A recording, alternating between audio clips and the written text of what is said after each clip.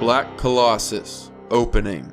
The night of power when fate stalked through the corridors of the world like a colossus just risen from an age-old throne of granite. E. Hoffman Price, the girl from Samarkand.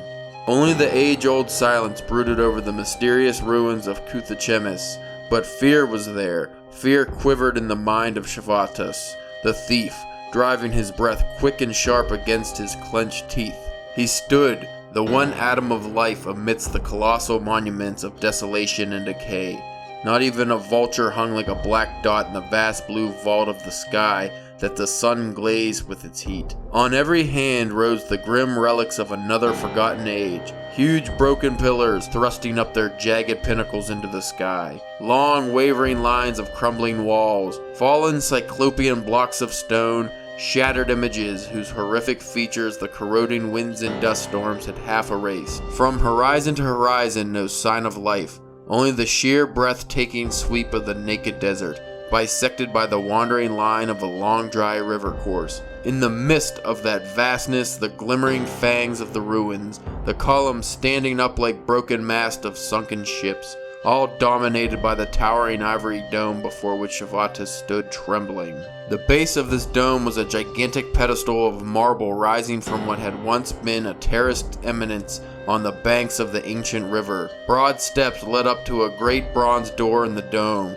which rested on its base like the half of some titanic egg. The dome itself was of pure ivory, which shone as if unknown hands kept it polished. Likewise shone the spired gold cap of the pinnacle, and the inscription which sprawled about the curve of the dome in golden hieroglyphics yards long.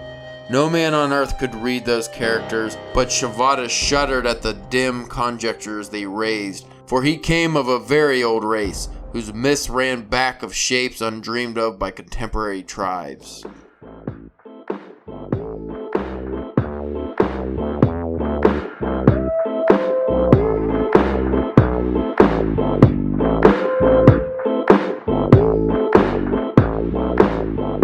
Hey there, folks. You are listening to the Drunken Pen Writing Podcast. I'm your host, Caleb James. With me today, Spencer, the Shemitish Shyster Church. Ooh. Yeah. Is that an actual place? In the book, Oh, okay. they're Shemites or Shemites. Remember? If you read it. Did you read it? No. Hey, I wanted to bring this up first and foremost. I'm kind of starting to think this Conan guy is a bit of a barbarian. A little bit. He's like doing barbaric stuff. Lots of head chopping. The first story we read in this most recent rendition. Well, the third episode, right? Yeah. This is episode 3. Is it? Isn't it? Yeah, I think so. How terrible we are. I don't even know people are listening to these. I have to go look at the numbers. This week we were supposed to read Queen of the Black Coast, The Black Colossus, and what was the other one? Iron Shadows in the Moon. Oh, awesome, baby. And it is a raunchy good time. The synopsis for the old, which I'm going to take the synopsis from the Conan wiki and just go through the details. I have only one for not this one, but the middle story, the Black Colossus. But from now on, I'm just going to use the Conan wiki because it gives a more detailed description and I don't have to, sound stupid like we do every episode. Why start now? Why change the way we do things? Anywho, this first story, Queen of the Black Coast. In Queen of the Black Coast, Conan joins with Belit, the magnificent pirate queen, whose fathers were the kings of Ascalon. There is a frightening conflict with a monster-winged ape before the sorrowful passing of the Queen of the Black Coast. She who belonged to the sea, to its everlasting mystery, he returned her Queen of the Black Coast also contained the second Conan. Okay, yeah. This story was about old Conan. Was he escaping from some place at the beginning of this? Yeah, it was like it just thought like people were working on a boat, getting it ready, and he just comes like trocking up on his horse with people like chasing him. And he's like, "Go, move! I'm Conan. Go!" Was this the one where he murdered the shit out of a judge, or like he was on court and he just was like, "This is stupid," because he's a barbarian and he just figured it was really dumb? I can't remember. I read this one a while ago. Yeah, you know what? Let me go to the old Conan wiki. So I don't want to fuck this up. Because I think most of this one takes place on the open sea, I think. Or under the sea. Under the sea. Alright, here we go. The detailed synopsis here, sir. This will help us riff. A horse-riding Conan leaps aboard a small galley pulling out of the Argos harbor. He is being chased by soldiers and demands the captain and oarsmen put to sea quickly. As the captain, Tito wisely agrees. The frustrated Argosian soldiers watch from the shore, much to Conan's amusement. As they drive away. You son of a bitch! You get back here, boy! Punk-ass soldiers, they couldn't do nothing with Conan. The danger having passed, Conan introduces himself to Tito. I like Tito. Yeah, I like that too. Explaining that... I like that. Explaining that his killing of a guardsman who harassed some of his friends and the subsequent killing of the judge who sentenced him causes Conan to run from the authorities. Make my authority, boy. Nonplussed, Tito assures Conan that he and his ship, the Argus... I thought I said anus for a second.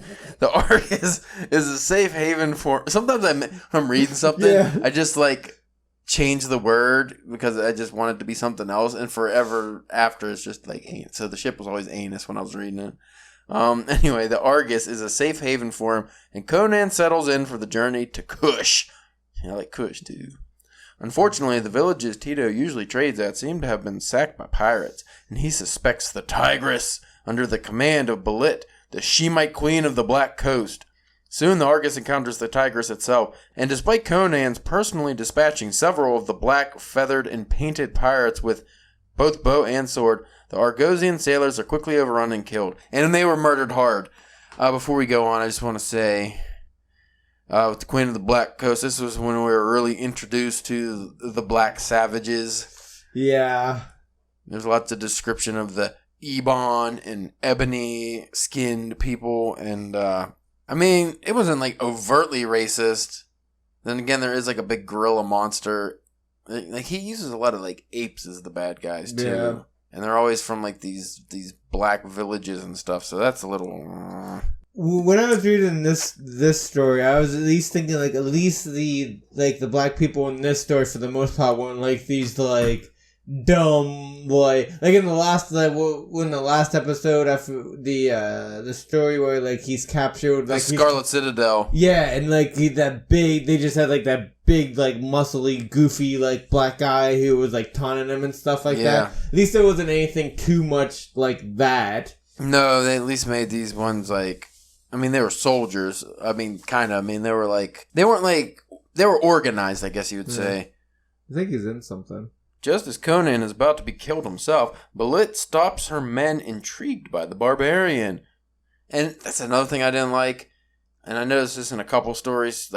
It's always this white, super white princess type. Yeah. In this case, she's more of a...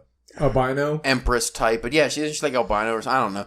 But it's always these white women ruling over the black men. So that's kind of icky too. Have you ever noticed in a lot of stories Conan's always about to get it until somebody's wait a minute, let's not, and then it always backfires. How many times in these stories have they Conan has been in a position to where they could have got him easily, but for some reason they just don't follow through with it. Every single one.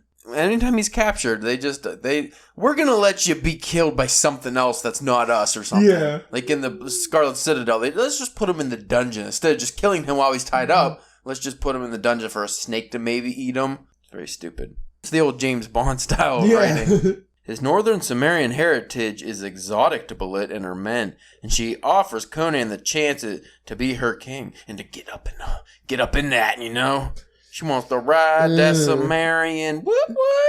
He agrees, and one of the pirates, Nayaga, tends to his wounds as the cargo of the anus is pillaged in the ship's scuttled. I'm just going to call it the anus from now on. After Belit performs a dance for Conan, they consummate the relationship. Probably, I think it was right there on the nasty boat, wasn't it? I think so. I feel like everyone was just watching. Just on the poop deck? Yeah, on the poop deck. And everyone was just eyes. These white folks are just fucking nasty. That's how you get an infection. No protection or nothing. No protection on the poop deck. No, never is. The Black Lotus. This is part 2. Sometime later, after much pillaging up and down the shore and the growth of the legend of Belit and her mate, Conan just gets into all kinds of great things. He just always like stumbles half-assed into just fucking... back. He's either a leader or a king, or he's just rolling a pirate ship. Well, I was gonna say in this batch of stories, we we talk about like the different kind of Conans. We've had Thief Conan, we've had King Conan, and now we're really getting into Pirate Conan. Pirate Conan, I like Pirate Conan a lot. Anyway, wait a minute, she has heard of a city up the river. Alright, this is kind of long. So they ended up going up the river to this fucking ancient city they heard of that it has like some kind of ancient relics and stuff, and they think they're gonna score a lot of money. You know, a lot of gold and jewels and shit. But there's a group of, like, different pirates and stuff I think were always too scared to go up there, and maybe the ones who did died. So it had a bit of malice, if you will. And then, so Belit tells Conan she has heard of a city up the river, Zarkheba, and with a crew that has dwindled down to about 80, they set forth upriver. The riversides are mysteriously devoid of animal life until moonrise, when a clamor arises from the jungle that startles the crew. Conan and Belit discuss gods and faith, with Conan trusting the world that he knows and Belit believing passionately in the gods and spirits, going so far as to say she would come back after death to help her lover. I like this one because this was like the first, and so far like really only, dive into the Conan theology, where they go over, like, the gods and what they believe in, like, more in depth. And Conan's was, I guess after you die, you just kind of wander aimlessly into nothing. I think that's what his people believe. So that was kind of cool, because he was, like, intrigued by her talk of her gods and all that stuff. And there was only a couple paragraphs, but I thought it was pretty neat. Their talk is interrupted by the scream of a crewman who has been attacked by a giant serpent that slithered over the side and pulled its prey into the murky water. Damn lizards and slithering snakes always coming out of nowhere. Conan takes over the watch himself, and soon the ship sails by a ruined city and the crew spies a winged ape. Now, see, that'd be like the thing, but when I see like giant gorillas flying around, I think I'm just not going to go there. Yeah, it's one thing like Wizard of Oz, like a flying monkey. Mm-hmm. That's one thing. But when you had like a flying, like full blown, like gorilla or like baboon just coming at you, yeah, that's frightening. That's like the one time where it's good, like to have the loincloth so you can just shit yourself and don't have to worry about ruining it. Pick up the flap. Belit orders her pirates into the city, where they find an ancient temple where sacrifices took place. And as some of the crew attempts to pry open the altar, a trap collapses and kills them. That was really fucked up too, because like Conan was he was going to help them, like, pick up this giant fucking rock thing. Mm. And, Belit, the lady, she was like, hey, come over here, I need you for a minute. And then the guys just get crushed to death. And they were, like, some of her strongest guys, too. And she was like, I called you over here because I knew there was a trap and they were probably going to die. It's like, that's really fucked up. Yeah. Like, you set them up, man. You set them up for failure. You think you would need those people later on. Yeah, you'd think so. Apparently she doesn't give a shit. When the stone and bodies are cleared, the pirates discover a cache of treasure. The crew begins to gather the gold and precious stones, but they notice the flying ape near the Tigris, and when Conan returns to the ship to investigate, he discovers the creature has destroyed the fresh water supply. Well, they can't go back because they'll fucking die of dehydration. While Conan takes a group of men to search for a water source, Belit and the others begin to stow the loot. Because, that's what's important at that point. When he hears a noise, he sends Sub-Chief Nagora ahead and checks out the sound, only to accidentally run into an outcropping of deadly Black Lotus, which renders him helpless and he collapses. I like the description of the Black Lotus flower he brushes against, and it's dripping death and all that shit. And he just passes out in the fucking jungle until dark. And he just wakes up miraculously, not eaten by anything, and he's like, this isn't good. Part 3, The Horror of the Jungle. Conan has visions of an ancient, angelic winged race who inhabited the city long before the rise of man. An earthquake and flood triggered the city's destruction and poisoned the water, mutating the race into demonic, twisted humanoids, of which only one remains, and Conan sees through his eyes as it stalks Nagora and his men. Groggily awaking fully, Conan stumbles to find Nagora, but sees only frantic tracks and thrown spears. I didn't even get that part because some of it was too, I don't know if it was overly written or it was just confusing. Like, I got that there was only, like, one humanoid demon thing, but, like, the whole part of the earthquake and the flood, I didn't get that. Yeah. I must have just like either ignored it or didn't understand it. Well, I've had that in a couple of sections of these past couple of stories where like that's why I decided to read the wiki, because like some of these the parts are kind of confusing. Yeah. Eventually, at a cliffside, he sees a savage, mindless Nagora, driven insane, and Conan is forced to kill him. Looking down the cliff, he sees the mangled bodies of the rest of the souls, and with blinding speed, he races back to the tigress, but encounters only death, and finally, the body of Belit. I noticed that every time Conan is in these situations where he's knocked out, tied up for long periods of time, drugged and passed out, he's always able to just run full speed after that. Like, he's just fine. He has all his strength. Is he a fucking superhuman? He's Cimmerian. Ooh. The attack from the air, part 4.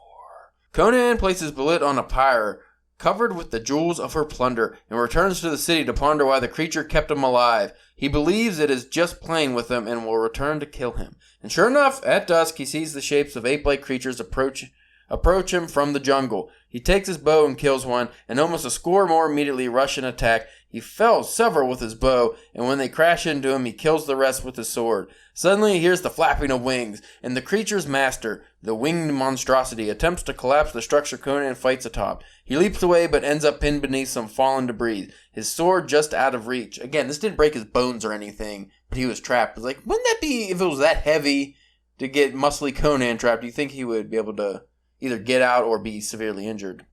As the ancient creature slowly approaches, the ghostly, fiery figure of Belit appears and distracts the creature long enough for Conan to wrench himself free, grab a sword, and run the surprised creature through. Conan slowly returns to the tigress and sets sail, eyeing the shrouded, jewel-strewn body of Belit. I didn't get that at all either. I thought she was alive when she saved him, and then I thought she sacrificed herself to the fucking giant ape thing. That part was written very poorly. I did not realize she was a ghost. That doesn't even make sense.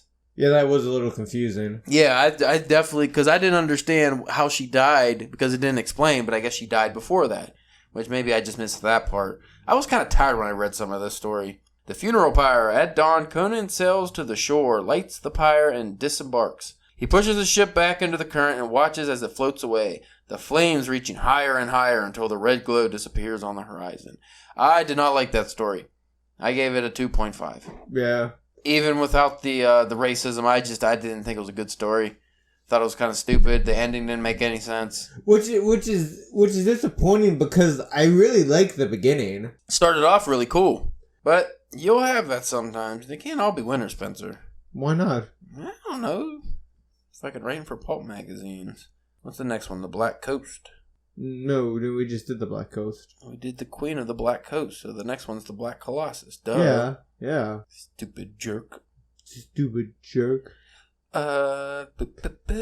Piece of fucking shit. Dude, I'm sitting right here.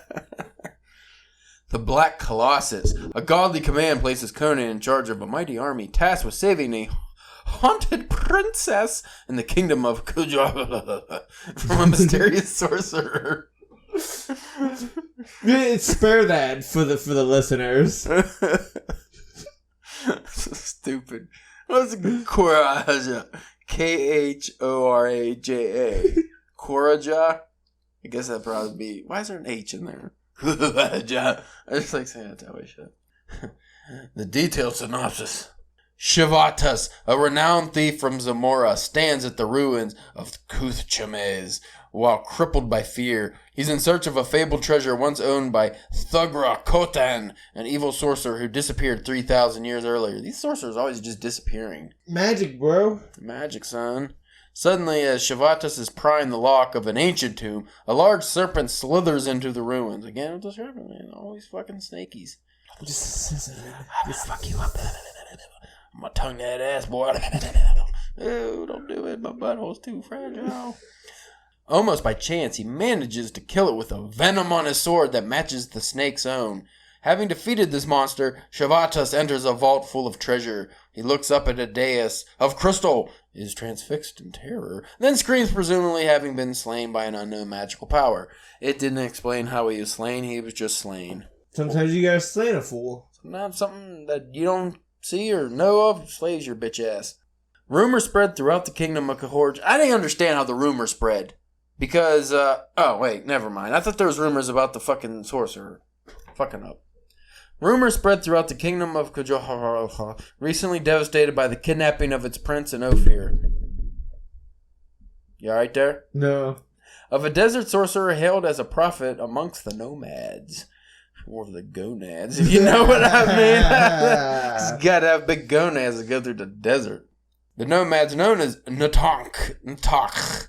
You're just throwing fucking words and letters together, man. Known as Natak, the veiled one, because he always wears a mask. Natak appears to the young princess Yasmela as a shapeless shadow with blazing yellow eyes, who he promises will be his queen, and that she would be unable to resist him in his bodily form. Natak explains how he sleeps in the palace chamber of Arkabatana, but his spirit has left his body. Upon his departure, a deeply shaken Yasmela confides in her maid, Vatiza, who tells her that she must seek the forgotten oracle of Mitra for protection.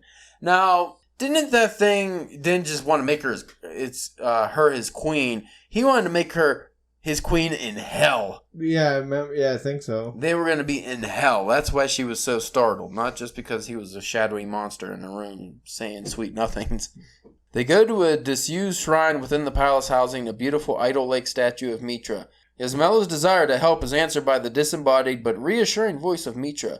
The god tells her to go outside on the street and place your kingdom in the hands of the first man you meet. That could go very awry. Yeah, right? What a bad idea that is. Especially like back then. Yeah. Hey, drunkard, you are the new king of this stupid kingdom that nobody apparently likes. This turns out to be Conan. Of course it does, because he just fucking falls ass backwards and everything. Who at first takes Yasmela to be a street waif, a hooker. He thought she was a lady of the night. Until he whips off her cloak. And he really was violent with her almost. He was just grabbing, and he's not very gentle, but he is a barbarian, so. But anyway, he whips off her cloak and catches sight of her expensive clothes. She leads Conan to the palace, again a bad idea, and he assumes her to be a lady in waiting. But Vatiza reveals him Yasmela's identity by greeting her as princess. A startled Conan suspects a trap. And he gets all jazzed. I'm Conan, I'm buff, and I got a sword. You will not trap me. Don't fuck with me. Don't fuck with me, lady. But I could use some wine if you got it.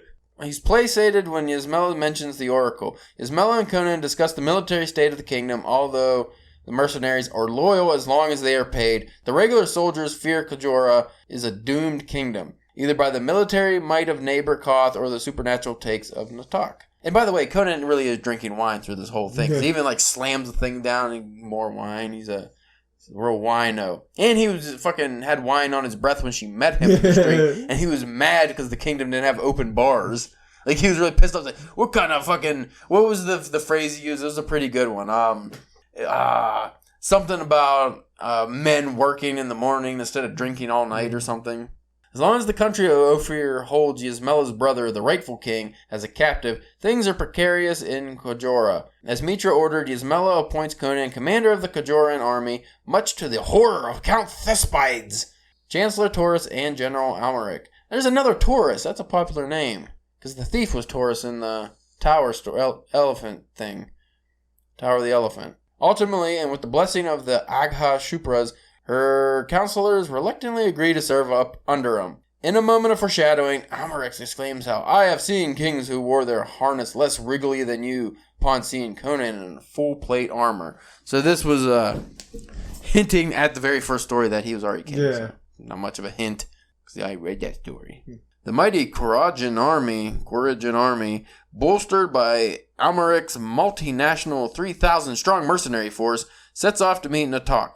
Again, how do they fucking plan these fights? They send a messenger and be like, hey, we're going to attack you guy. Yeah. So have your army ready, because they're always ready. There's always armies. Ravens. Have you never watched Game of Thrones? It's ravens. It has not explained that there's a raven in this universe. Not one. Not one raven. Winged monster beast, yes.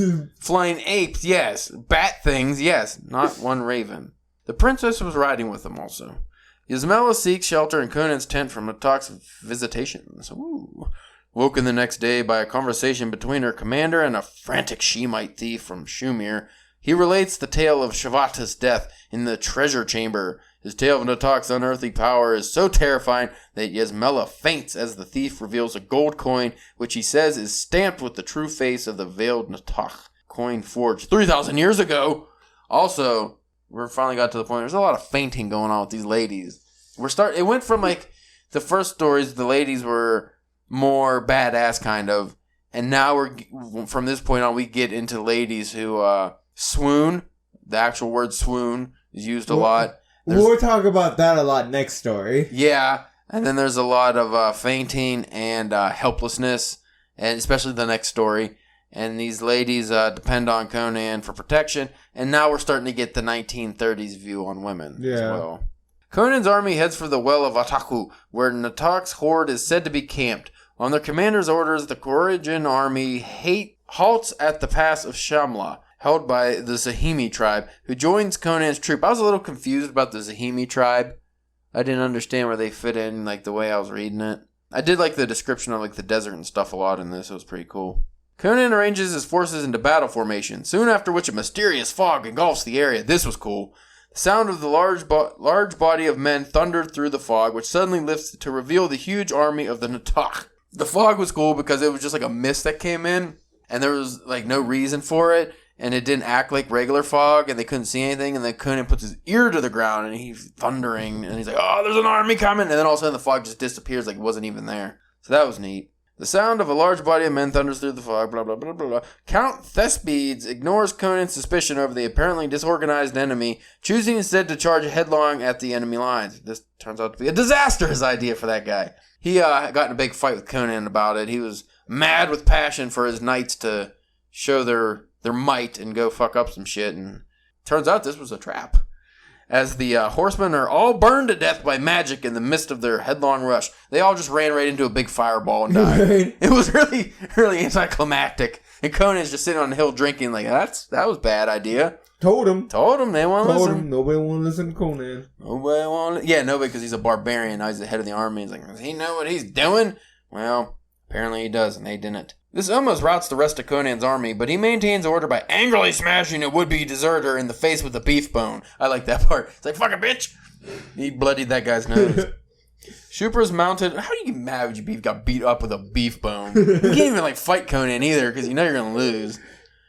Shupra's mounted archers slaughter thousands with their arrows, but Natok's troops remain unfazed, perhaps due to mystically enhanced bravery. They just kept running in droves into the arrows, just dying. Like, they just didn't give a shit about their lives, so they were definitely under the influence of magic. Despite the continuing onslaught by the archers, their opponents rush on like madmen, ignoring even boulders thrown at them along the way. Conan leads a force of hillmen into battle, catching his foes in a pincer movement, having sent a Zahimi guide to lead Amalric's cavalry round the western ridge in order to descend upon their enemy from the rear. They had to go down this treacherous path that nobody's ever ridden horses down. Though Conan's forces overall had suffered heavy losses, this move routs Natok's army.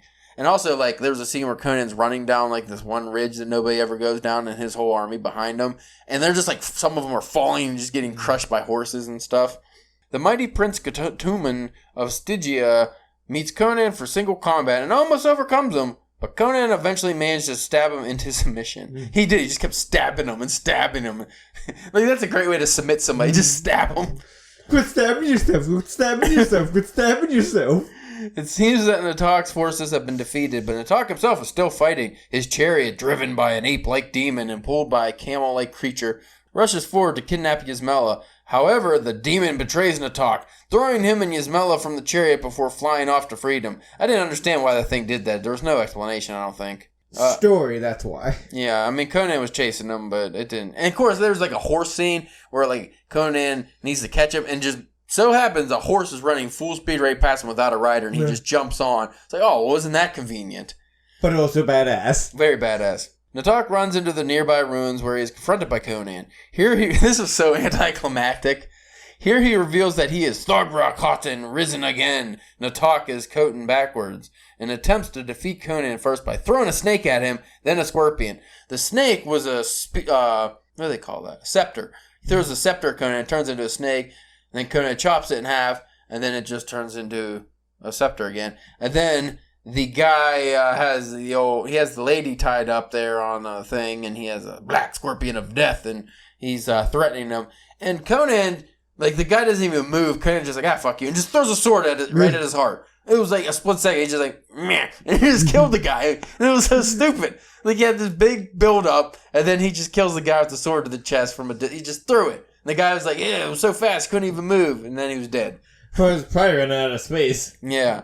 And then the sorcerer defeated Yasmela falls into Conan's arm as he surveys the still battling plains of dead, dying, and fighting men. But as he is Conan, he thrashes that Vagine, because that's more important than saving the day with all the people dying.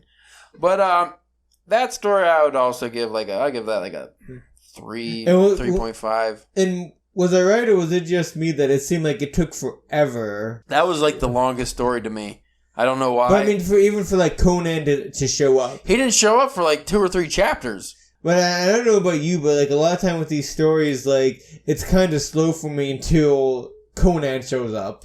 Yeah, you want some Conan right away. I mean, that's why we're reading it. Give me the Conan. Yeah. Oh, you know what? Just to circle back to that, the first story, the Queen of the Black Coast. There was 2 things I forgot to mention. One I liked, one I didn't like. I'll let you guess which one.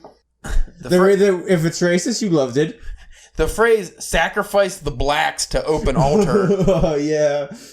And but this phrase I thought was cool. During all the melee of murder and whatnot, the phrase "Crimson Holocaust" was used. I thought that was really cool. I like that a lot. Not so much the black talk. That's kind of bad. So, what was your overall feeling of that one?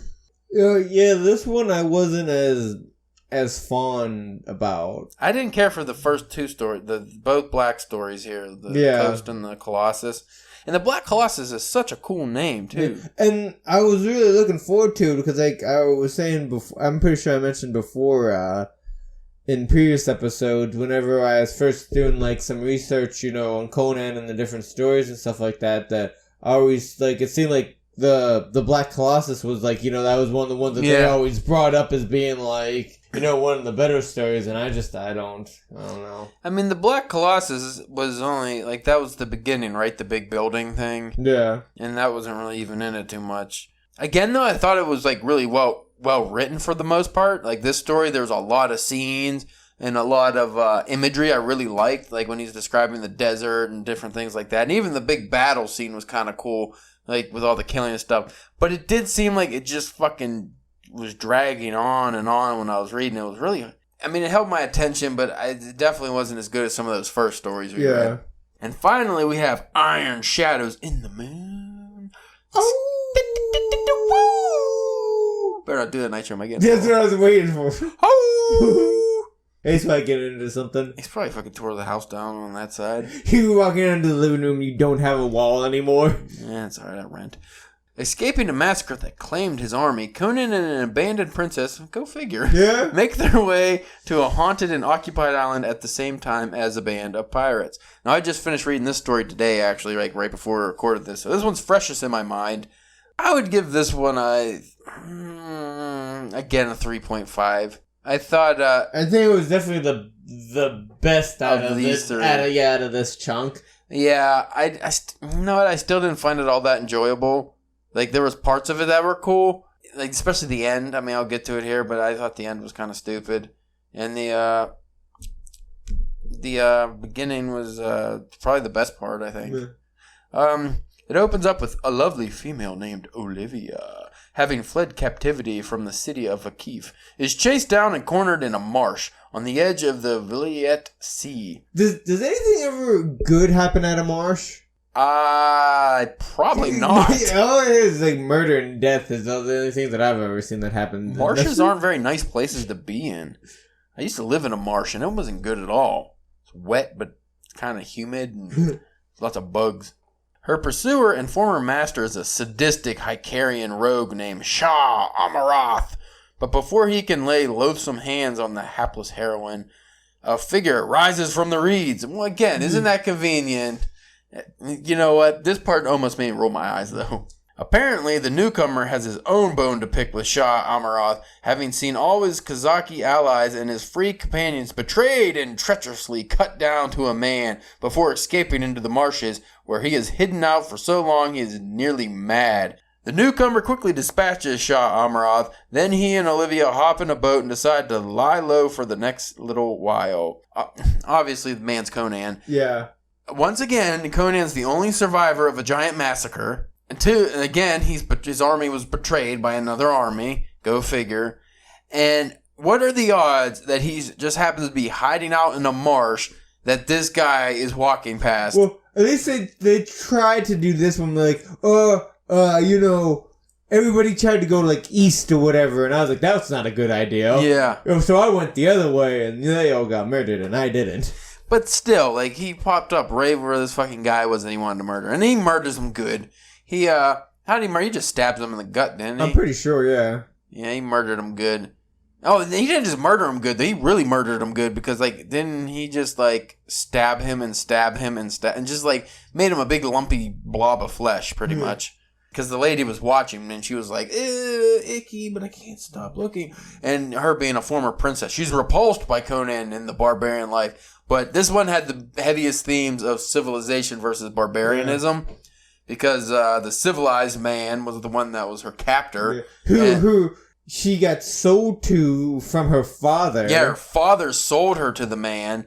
And it didn't say it, it didn't, like, go out of its way to paint the picture, but she's pretty much, like, raped a lot, I think. That or, like, I think that's what was gonna be her future, like... Well, she said he did stuff to her, so I think he at least got to her. Either way, bad things for this lady's future until she met the barbarian savior, Conan, that she's repulsed by. But also, she's also, like, the most bimbo-y of ladies we've met yet, constantly fainting and swooning. And pretty much helpless without Conan, which is a strong theme in this story. And she, though she does have some... we'll get to that. She does have some of her own, like, character moments. But she, being repulsed by Conan, can't help marvel at his fucking bugged the shit out of me, his wolfishness.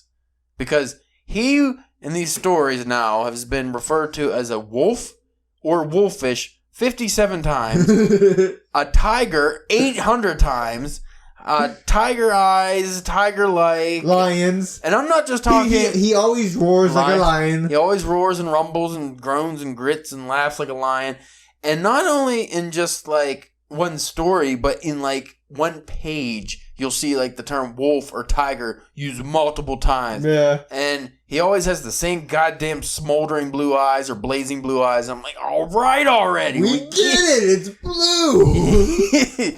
So, and even in the same story, they'll refer to his eyes the same multiple times. His black mane. His black mane. Oh, his mane is so black. He's a horse. Well, what about on this one? He kept on talking about his strong neck. And yeah, strong neck and his sinewy muscles. They always talk about his muscle sinews. It's getting a bit much and a little bit homoerotic, I might add. And, I thought it was hilarious whenever we were doing when we were talking about it, like, during the off time at the convention, and you literally, were you serious? You never thought of that at all before until I brought that up? You never get any, like, the homophobic, or not the homophobic, but, like, the sexual, like, overtones of describing... I thought it was just sword fighting. This buff guy sword fighting. It's hot out. I mean, what are you gonna wear? Loincloth. Get a bitch in tan. Do some sword fighting. Well, why would you think it was, like, gay stuff, man? Well, the only reason I thought about that is because I remember before, hearing about, like, because, like, the author, like, killed himself, like all, authors seem to do. Mm-hmm. Which, hooray if we... Oh, no. Something to look forward to. Yeah. And just because, like, I heard, too, that he was, like, very kind of, like, sickly all the time. Right. That's why Conan was always so just, like, jacked. And then I heard something, too, just about, like... And I don't know if it was meant to, if it was just something somebody picked up later on, like, years later. But just kind of, like, the sexual, like, overtones of... Yeah. He was the original ideal for, like you said, sickly men, young boys, guys that just were weak. I mean, if you go back to the strongman books at the time, they always, or even comics, they always had, which we read that, was it Luther Strode was based on? You get the comic with the muscle guy in the back, and they teach you how to get buff. So Conan was just kind of like the ideal of that, I think, because he was like a superhero more than like Superman was at the time. I mean, he wasn't jumping over buildings, but he was like really strong and damn near survives everything. You know what I would want to see? I want to know what Conan's like workout regimen is. Like, how did he get so so buff? Yeah. Yeah, I want to know how he got so buff and stayed so buff in this story when he was because he describes when he was out escaping, he was like laying in mud and muck and mire, and when he popped out of the reeds, he was covered in muck and mire and blood, and he was all gross. And he said he was just living off of raw muskrats, just eating muskrats raw. That's all he had to eat. So you think he'd be like a little, a little thinner here, a little loosened up. Well, I know his roll game is on point. Yeah. Anyway, so the lady, she tells him, hey, I'm Princess Olivia, and Princess of Ophir, sold by my father into slavery for refusing to marry a Kothian prince. So she was for not marrying the Kothian prince, she was in turn sold to Shoth Amaroth, but escaped. So her father was a huge piece of fucking dunk. He was a fucking dung heap. Conan tells her of his time with the Free Companions until recently in the employ of a rebel prince in Eastern Koth, raiding up and down the borders of Koth, Toran, and Zamora. They were hunted down by Shah Amaroth and his men until only Conan remained, and he intends to head to the north on the Viliet Sea past the Hycerian encampments and into the steppes beyond. Conan and Olivia find their way to a dark and apparently deserted island and encountered a bird that speaks in almost a human tongue. It says some words that they don't understand, but it was definitely human words. Conan looked for food, thinks he spies movement. All they do is eat fucking fruit on this island. Oh, and this is the only thing that's there. Yeah, it's just fruit. And then a large rock flies from the forest, barely missing them.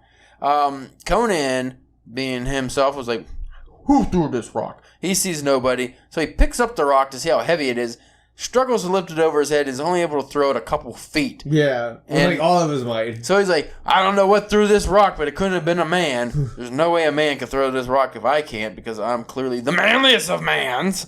While investigating the fucking shitty jungle and whatnot, they discover ancient ruins decorated with remarkably lifelike statues.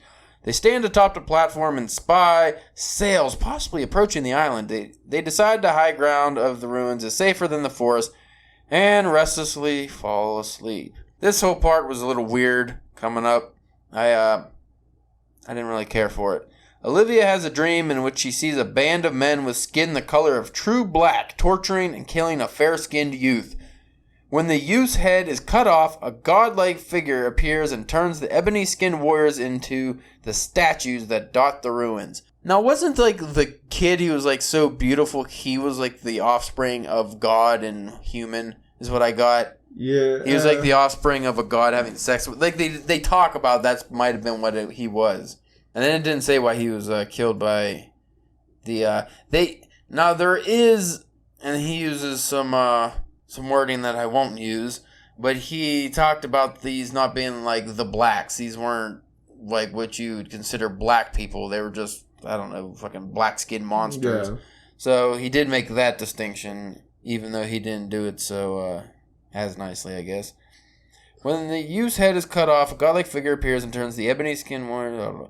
She wakes convinced they will come to life in the moonlight. Conan is less than convinced of Olivia's fears, but agrees to leave immediately. They return to where they docked their boat, but find it has been smashed. Of course it was. Conan becomes less unsure about Olivia's vision. A pirate ship makes port on the island, and leaving Olivia hidden in the brush. Conan challenges their captain, an old rival. This was stupid too. So he sees these people, all the pirates. He's like, well, I'm going to go see if we can become a pirate. Sure enough, he knows the head pirate, who's a giant fat guy.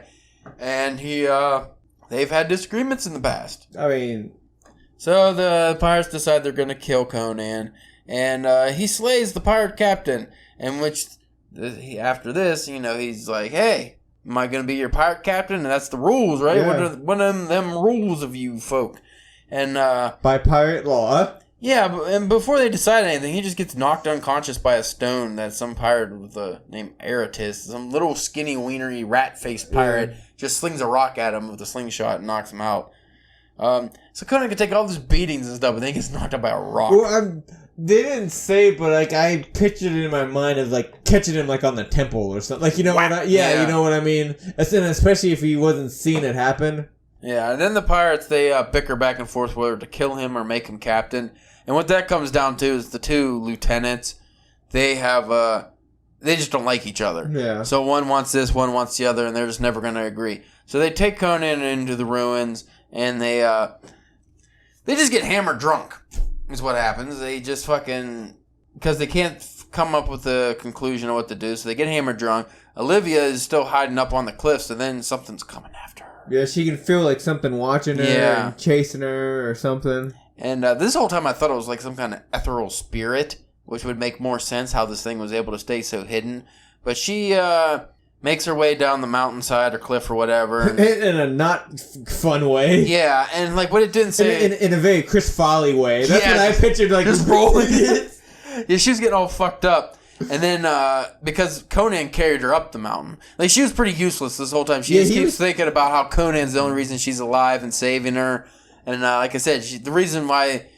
Like, while they were drinking and stuff, she just, like, fainted because of what she saw, so she didn't wake up till dark. It's like a whole day passed really quickly. Was it, well, like, how often in this story, like, was it, like, she buried her, her face in his, like, you know, in his... muscly arms and chest. And stuff like that. Fucking way too many times. Yeah, every time he was around, she was a big baby. But then when she was rolling down the mountain, she was like, oh, Conan made this so much easier. And then, anyway, she does become useful. She breaks into the ruins, and all the drunk fucking pirates are passed out. So she takes a dagger and she starts cutting Conan loose. And then as soon as his hands are loose, he just fucking whoosh, just cuts him, the rest of it loose like nothing. And then they escape and they go back up like through the cliff or something.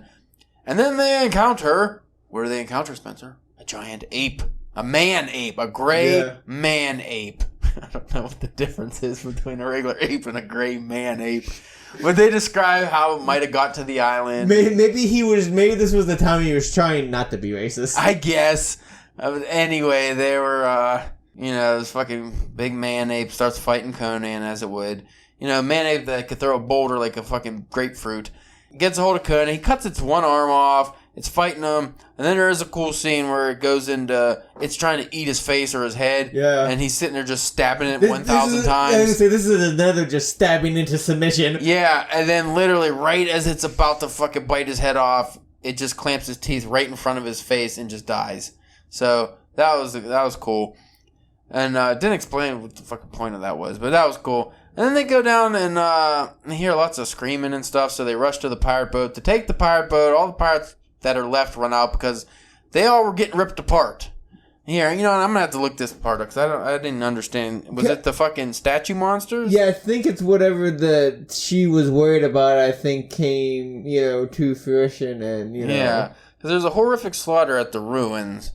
As Conan prepares the ship to sail, a band of beaten and bedraggled pirates, including Ivanos, comes and asks to come aboard and leave the island. The statues had come alive and slaughtered most of the crew.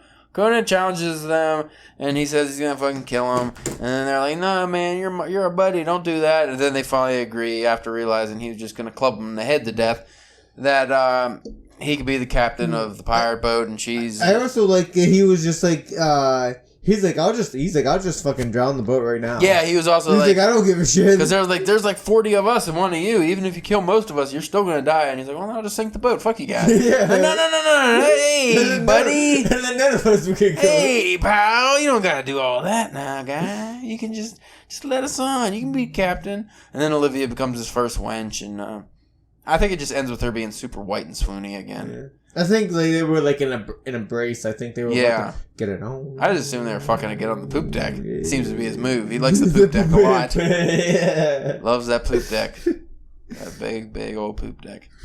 I wasn't really enthralled by any of those stories. They didn't have the luster of the original ones we read so far, so hopefully the next one. I didn't mind this last one. I thought it was probably the best out of the three. Yeah. I just, the end I thought was kind of rushed. I felt like it just was kind of, not pointless, but like, why was there a fucking big ape there? And he needed something to fight and murder. But why didn't he? I thought he was gonna fight the statue monsters. That's what I was waiting for. Yeah. And he didn't fight the statue monsters. They just killed a bunch of random dudes. They're still just there. And did he even explain the statue monsters? What their purpose? That dream, I guess. But yeah. I guess they killed some sexy young god kid, and the gods got mad and fucking turned a bunch of dudes into black monster statues. And then when the moon came out, that's when the statues came alive. But the whole time, you're thinking it's the statues. It's actually a stupid gray ape. But then it turns out the statues are coming alive. Yeah. So, yeah. It seemed like he didn't quite know what he wanted to do there. Yeah. And like I said, a lot of repetitiveness, a lot of swooning, damsel in distress. This was like the first super damsel in distress this one, story. I was noticing a lot, dude. It was just like, damn, like that's just like a lot for. Like if I was a female reading this, I'd be like, your eyes would be rolling out of your head. Like, I mean, at least she did save him. Yeah, which was good. And then, like, I did, like... And she was right about the monsters and the thing and stuff like that, but... And there was a lot of things about her coming to the realization that it's been civilized man that has been fucking her over her whole life, and it's the barbarianism that she should be going towards, because that's... Because he, like, explained... Like, when she told her about her father selling her into slavery, he's like, oh, you know, us Cimmerians, we don't do that to our children. And then she started to realize maybe barbarians aren't so barbaric. Maybe it's civilized man, so that are the true barbarians. So that was a cool message. I just, other than like the damsels in distress stuff, the story was all right. I like most of it. I think it could have had a cooler ending. Yeah. Like I said, it felt a little rushed. That was like a shorter story too, I think. I felt like this one was more Conan being Conan, other than the two previous stories. Yeah, I'm not real hip on General Conan. Like Conan leading because that second story, when he's leading the army and stuff, it even says like, normally if it was just my life on the line, I would go head first and rush madly and attack. But since I'm leading 10,000 men, I it's not my life anymore. So he's more calm, rational thinking, which is cool, but it doesn't seem like Conan. Yeah. Well, then this also, when it gets tricky of like trying to figure out where these stories take place within each other. Yeah. And we probably won't even be able to try to figure that out until we finish. Like, Yeah, I don't even know if... We should try to, when we're done, we should try to go online and see if we can find like a proper timeline. Yeah, piece it together. I'm sure that there's someplace out there that'll be like, this story happened during this one, and then after that one, this one happened. I just want to know what happens to all his women. He has a woman in like every fucking story by the end, and then they're just not there in the next story.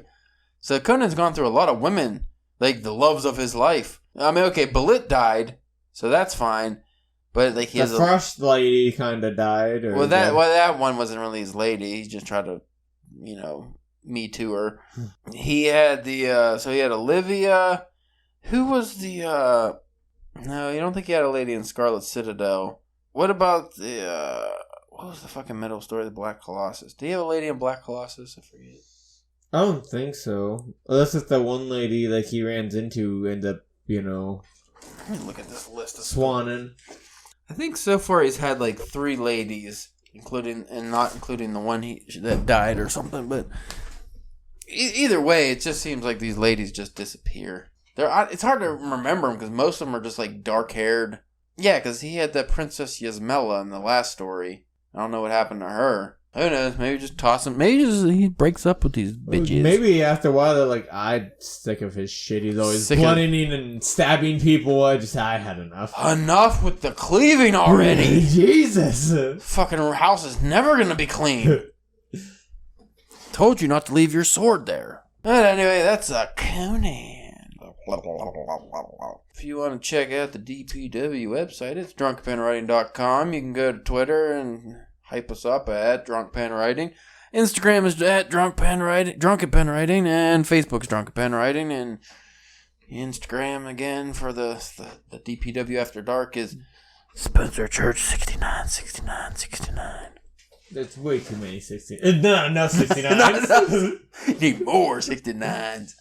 Spencer Church 96. Whoa. Yeah, that's gross. That's like ass to ass? Yeah. That's ass to back of head? Yeah. Or dick to back of head. I don't know. It's unnatural, whatever it is. It's unnatural. Something Conan might do. Yeah.